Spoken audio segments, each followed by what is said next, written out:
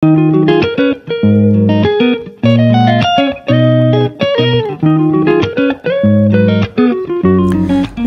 ছোট্ট বন্ধুরা, কেমন আছো তোমরা সবাই? আশা করছি সবাই খুব ভালো আছো। আমি মৌসুমি, আমার আজকের এই ভিডিওতে তোমাদের সকলকে স্বাগত জানাই। আজকে আমরা শিখব শরৎকালের উপরে একটি সিনারি। তো সবার প্রথমে আমি এখানে পেন্সিল দিয়ে পুরো সিনারিটাকে ড্র করে নেব এবং তারপরে এই সিনারিটার পুরো কালার আজকের এই ভিডিওতে আমি তোমাদের দেখাবো। আশা করছি আজকের এই ভিডিওটা তোমাদের ভালো লাগবে। আর যদি ভালো লাগে অবশ্যই কিন্তু ভিডিওটাকে লাইক করো, ভিডিওটাকে শেয়ার করো। আর যারা এখনও পর্যন্ত আমার চ্যানেলটিকে সাবস্ক্রাইব করোনি তাদেরকে বলবো অবশ্যই আমার চ্যানেলটিকে সাবস্ক্রাইব করে নিও। আর আজকের এই সিনারিটা তোমরা অবশ্যই কিন্তু বাড়িতে চেষ্টা করো। তো দেখো বন্ধুরা, কথা বলতে বলতে আমার পুরো সিনারিটা আঁকা হয়ে গেছে। এবার আমরা শুরু করব কালার। তো প্রথমেই আমি এখানে আকাশ থেকে কালারটা শুরু করেছি। তো আকাশে কালার করার জন্য আমি এখানে নিয়ে নিয়েছি ফার্স্টে কোবাল্ট ব্লু, তারপরে নিয়েছি স্কাই ব্লু এবং হোয়াইট দিয়ে তিনটে কালার ভালো করে মিক্স করে আমি আকাশটাকে কালার করে নিলাম।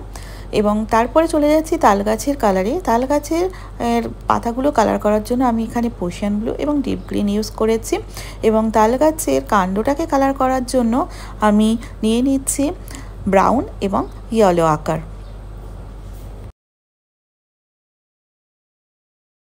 এরপর আমি চলে যাচ্ছি দূরের ঘাসের কালারে। তো দূরের ঘাসগুলো কালার করার জন্য প্রথমে আমি এখানে নিয়েছি পোশিয়ান ব্লু, তারপরে এখানে নিয়েছি ডিপ গ্রিন, তোমরা চাইলে ডার্ক গ্রিনও ইউজ করতে পারো। তারপরে লিফ লাইট এবং লেমন ইয়েলো দিয়ে আমি পুরো ঘাসগুলোকে ভালো করে মিক্স করে কালারটা কমপ্লিট করলাম। দেন তারপরে আমি এখানে চলে যাচ্ছি বাড়িটার ছাদ কালার করার জন্য আমি এখানে ব্রাউন এবং ইয়েলো অকার ইউজ করেছি। তারপরে বাড়িটার দেওয়ালগুলো কালার করার জন্য আমি এখানে গ্রে অ্যান্ড হোয়াইট মিক্স করেছি। আর যাতে বাড়িটার ছায়া একটুখানি দেখানোর জন্য আমি একটু ব্ল্যাক অ্যান্ড গ্রেটাকে মিক্স করেছি। আর গ্লাস মার্কিং পেন্সিল দিয়ে বাড়ির জানলার দরজাগুলোকে আমি কালার করে নিয়েছি। এরপরে আমি চলে যাচ্ছি মাঠের কালারে। তো মাঠের জন্য আমি ফার্স্টে ইউজ করেছি লেমন ইয়েলো, তারপরে লাইট গ্রিন, লিফ গ্রিন এবং একটু ডিপ গ্রিন আমি এখানে ইউজ করেছি। এরপর আমি নৌকার উপরে যে ঠাকুরের চালাটা বানিয়েছিলাম সেটাকে প্রথমে আমি এখানে স্কারলেট দিয়ে কালার করে নিলাম এবং আউটলাইনটা রেড দিয়ে করে নিলাম।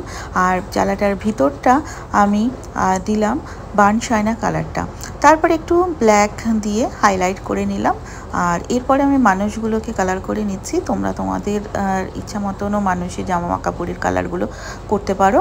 এবার আমি নৌকার কালারে চলে যাচ্ছি। তো নৌকার উপরের পোর্শনটাতে আমি এখানে বার্ন শাইনাটা কালার ইউজ করলাম এবং মিডিল পোর্শনটাতে নর্মাল যে ব্রাউন কালার সেটাকে ইউজ করেছি।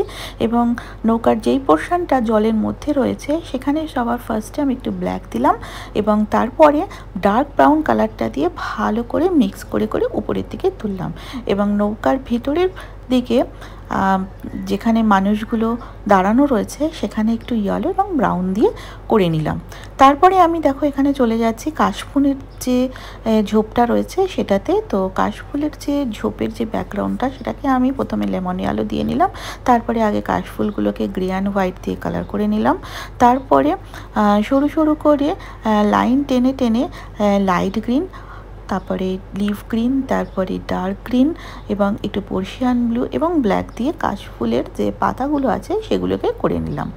দেন তারপরে আমি চলে যাচ্ছি নদীর জলের কালারটাতে।